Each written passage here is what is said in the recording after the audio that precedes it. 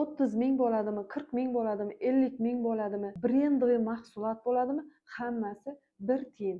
Nimaga deysizmi?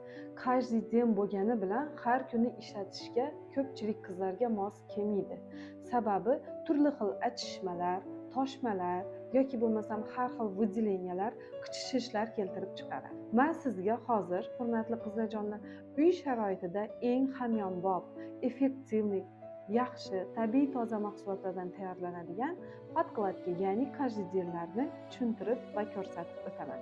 Qanday qilib uy sharoitida biza shunaqa foydali, yaxshi mahsulotni tayyorlashimiz mumkin. Buning uchun bizga sterilniy bin, albatta bu hozir menda sterilniy emas, sterilniy bin va qaychi kerak bo'ladi. Siz har kuni toshmalar toshib, har kuni magazin yoki apteka yurib, каждый день podkladkalar tanlashdan charchagan bo'lsangiz, sterilniy aptekadan mayda to'qilgan bin olasiz. O'zingizni razmeringizni moslab olib, o'sha bintni kamida mana shunaqa ko'rinishda 2-3 qavat qilib taxlaysiz. 2-3 qavat yoki bo'lmasam 4 qavat qilib taxlab, buni kesib olasiz qizlarjonlar. Mana. Kesib olamiz. Va kesib olib, tayyor bo'lgan mana shunaqa каждый день o'rniga ishlatiladigan tayyor anjomni olib, o'zingizga qashilovka yoki bo'lmasam aptechkaga yoki bo'lmasam kerakli joylaringizga steril holda plyonkalar orqali solib qo'yishingiz mumkin. Bu tabiiy toza mahsulot hisoblanadi, hech qanday allergiya chaqirmaydi va asosiysi bu bilan teri nafas olib turadi va sizni sog'lig'ingiz, salomatligingiz haqida qayg'urib turadi. O'shancha hurmatli qizlarjonlar, mabodo hayz-sikli kelib qolganda ham, turmushga chiqmagan qizlarda, yosh katta onaxonlarimizda yoki bo'lmasam уже onajonlar bo'lgan qizlarimizda kerak bo'lsa o'sha каждый денni ustiga yoki podkladkalarning ustiga bir qavat, 2 qavat qilib qo'yib ham ishlatsangiz bo'ladi. Men har kuni 70 ta, 50 ta bemorlarni ko'raman. Kuniga 10 ta yoki 12 ta mana shunaqa holatlar kuzatiladi.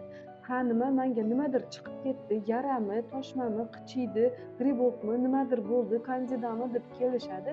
Ko'rasiz, suhbat qilasiz va natijada hamma ayollarda o'sha narxi bor, men menimcha so'mligini ishlataman, unaqa bo'ladi. Yo'q, hurmatli qizlarjonlar, gap uni qancha pulligida, brend originalligida emas, effektivniki har xil teriga har xil ta'sir qilishida bo'ladi. Bu esa qadimdan kelayotgan va meditsinada keng qo'llanilayotgan aptechniy bintlar hisoblanadi va tayyor qilib o'zingizga moslab olasiz, ishlatasiz, tashlab yuborasiz. Eng qulay va hamyonbop. Endi sizlarga yana uy sharoitida qilinadigan tamponni ko'rsatib o'tmoqchiman. Bunga yana bizga kerak bo'ladi aptechniy bin va paxta. Men bularni olganman, sizlarga tushunarli bo'lishi uchun nesterilniylaridan tayyorlayapman. Sizlarga sterillarni albatta perchatka, qo'lqop kiygan holda tayyorlab qo'yasiz. Xo'sh, olasiz paxtani, yumshoqqina paxta bo'lishi kerak.